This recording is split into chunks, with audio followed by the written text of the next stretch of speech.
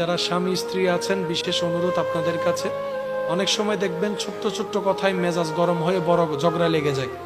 মাথা ঠান্ডা হওয়ার পরে সবাই ভাবে, কিরে এই ছোট্ট কথা এত বড় ঝগড়া হলো কেন?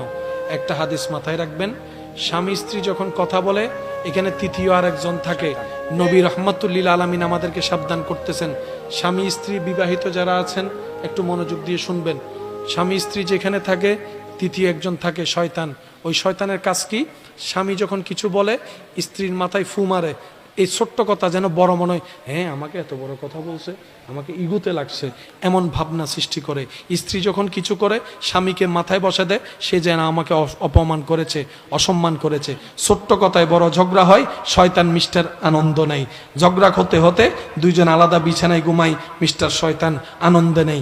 এবার দুইজনে বিছানায় ভেবে ভাবনায় পড়ে গেল, এই ছোট্ট কথায় রাগটা না দেখালেও পারতাম, ছোট্ট কথায় ঝগড়াটা না করলেও পারতাম, কিন্তু লজ্জার কারণে কেউ কাউকে সরিও বলে না, শয়তান খুশি হতে থাকে। সেজন্য মাথায় রাখবেন, স্বামী স্ত্রী যখন এক জায়গায় হবেন, দুই একটা কথা 19-20 হচ্ছে, এটা বউয়ের পক্ষ থেকে হোক, স্ত্রীর পক্ষ থেকে হোক, স্বামীর পক্ষ থেকে হোক, আপনারা দুজন তো দুই শরীরের এক কাপড়।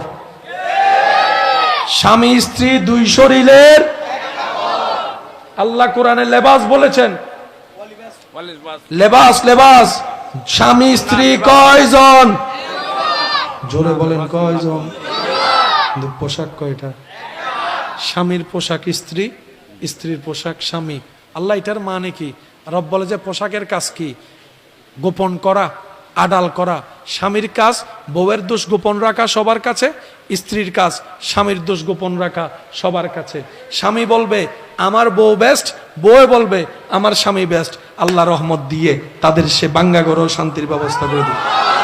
আল্লাহ তাআলা আমাদের সকলের হাজিরি কবুল করুক, আমাদের সারা জীবনের গুনাহ মাফ করুক।